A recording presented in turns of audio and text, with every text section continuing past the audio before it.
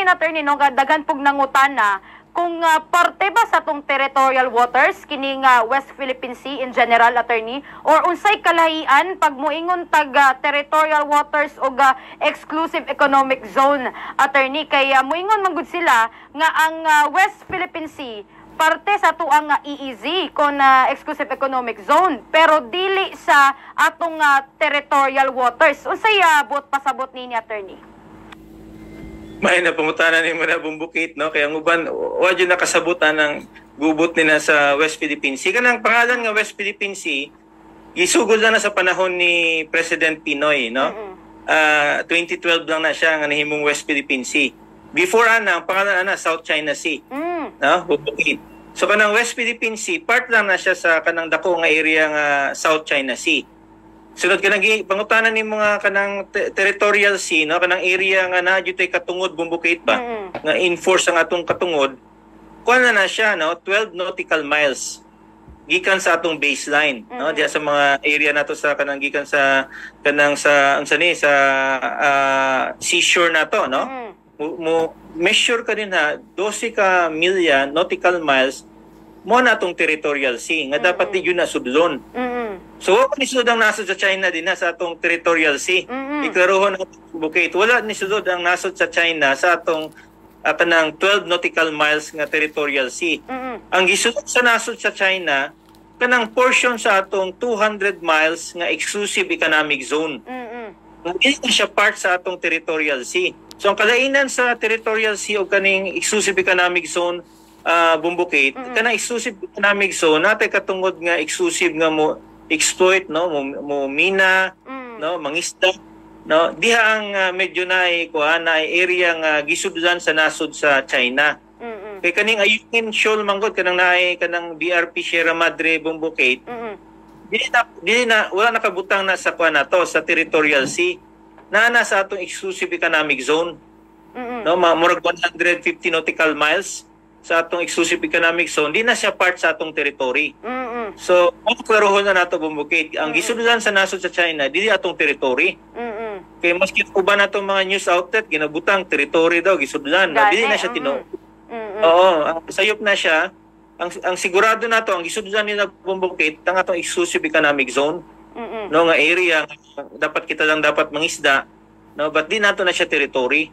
So mo nang sa ubang nasod pod, no, Malaysia, Vietnam, ang ila exclusive economic zone gisudlan sa nasod sa China. Ang nasod sa China gi-claim nila sa ilang territory.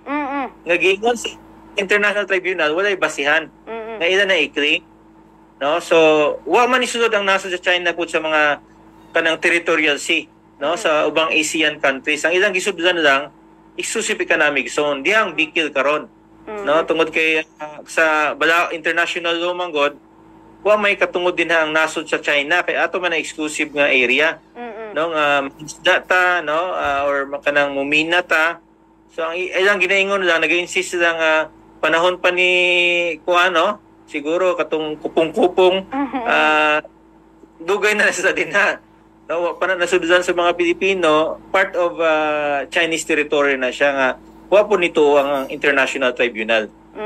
Mo ganatong gusto i-clarify, attorney, no, kay ilabi na sa mga impormasyon karon nagakalat ka teritoryo lagi sa Pilipinas kanang sa West Philippine Sea, pero nindot no nagikan gyud sa attorney nga na specify o na differentiate ang nuances sa EEZ o syempre sa tuang territorial waters. Mo ganin attorney, no, kumbaga wala untay dili unta mang abuso ang China dira sa tong EEZ, no, kaya pwede man gihapon ta mangisda didto. So mali gyud, attorney, ang ilang ginabuhat nga kanang pangbuli dira sa tong mga mananagat, no. Actually ginaalaw man nila ang pangisda din ha bumbukit. Ang ilang gina-interesan lang kanang mga resupply mission dito sa katong BRP Sierra Madre. No man lang ginapagtripan ba kay kanang BRP Sierra Madre manggod daan nga barko sa Navy nga gi-ground din na sa Pilipinas. No, gibutang din na sa ang Ayungin Shoal nga part sa kanang Paracel Island, so di ba Kalayaan Island Group. Ang purpose sa nasod sa Pilipinas nga para mo gwardiya, no, sa atong exclusive economic zone. Pero wa na gibutang sa atong territory.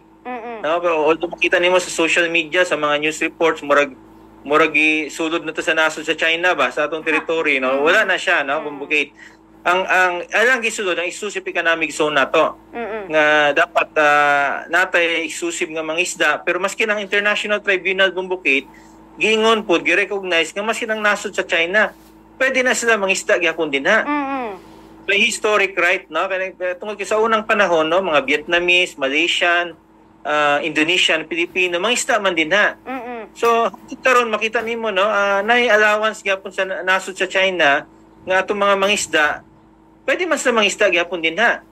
No, ang kinayon lang kanang siguro once nga na i-resupply mo na lang ginainitan. Kabalo sa nasod sa China bumbukid, ilan ang hinahinayon pod. No, siguro kung i-allow lang nila ni mangisda tapos eventually jud ila po ning i-restrict, no. Once nga makatukod sa naval base din ha, o di ba mga additional bases, so mo ning mga violation sa nasod sa China, no, kanang pagtukod nila naval base din ha, no, pag-improve nila bumbukid, no, klaro man sa International Tribunal nga wasay katungod din ha, di man na ilang territory. Pero kung pwede man sila mangisda gyapon din ha bumbukid, kay na may declaration sa International Tribunal. Pero ang nasod sa China mas dako ilang gusto. No, katong 9-dash line nga sugod sa Taiwan, Pilipinas, no, Brunei, Malaysia, Indonesia, hangtod Vietnam, kanang dakong portion sa South China Sea, ilang akuon nga ilang teritoryo nga niingon ang tribunal di man na pwede. No, tungod kay una ang nasod sa China ni pirma man aning international kaning United Nations Convention on the Law of the Sea.